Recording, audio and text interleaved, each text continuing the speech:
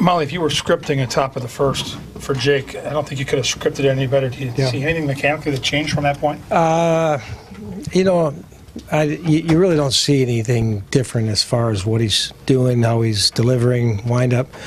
You know, like we talked about before, some of the reasons his outings have been shortened by pitch count is, you know, a little bit of command, a little bit of not being able to finish guys, and that's kind of what surfaced throughout the course of that second inning. You know, the first inning, you know, he got through it fairly cleanly. He still threw close to 20 pitches, but, you know, just started to unravel. You know, I know that, you know, a couple of guys that got on, and then he slipped on the mound, and he hit a guy, and even later in the inning, after he'd given up some, we still had chances. You know, got ahead of, I think it was Mazzaro 2, and Beltre got ahead of, but we just couldn't finish. And, you know, given the state of your bullpen, you never really want to have a guy exit too early if you can prevent it. I know people get a little antsy when you leave someone out there trying to find a way through it, but just got to a point where he reached, I think, 40-plus pitches there. Not only at risk to him, but it was time to try to find a way if we could get, you know, 7+ innings out of the bullpen. How do you build him back up? We just talked to him. He seems awfully down. Well, I'm sure he's frustrated. I think part of those guys that you know are team-centered. They feel the disappointment of letting their teammates down and putting them in precarious positions. You know, I think that, you know, whether it's, you know, a little encouraging word as he walks to the clubhouse, or, you know, grouping, you know, get a chance to speak with him tomorrow. You know, you can't soak too long because it just doesn't work.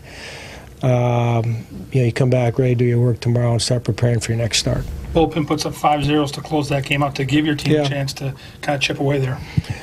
Yeah, you know, we lost the game, and that's the first and foremost. But if you want to talk about how we got through it, McGill, you know, one-day rest after almost 30 pitches somehow gave us the length that he did, and we just tried to figure out how to get through the rest of the game. We narrowed it down to a number where the position player question was eliminated, and you know, we even found a way to get the winning run up to the plate there in the ninth. But you know, you get behind, you know, 9-2 early, it's going to be an uphill fight for sure.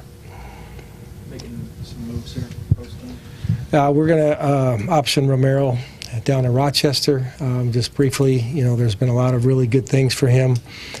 A young man who's still learning how to, you know, use his skills at the best level up here, staying in control of the game and all those type of things. And, you know, we're going to need a replacement for a little bit of replenishment for that pen tomorrow, and so we'll have a move to follow up with that come tomorrow morning. Are you happy to see Buxton make some progress down in AAA and get some good swings in? It's been a minimal sample size. I'm glad that he's trying some of the things that we worked on before he left offensively in terms of mechanics in his swing. You know, he's hitting a couple balls and he's missing some balls, some of those things that are probably not too unexpected between layoff and trying a few new things. So we'll let him keep playing here for a while and see how it goes.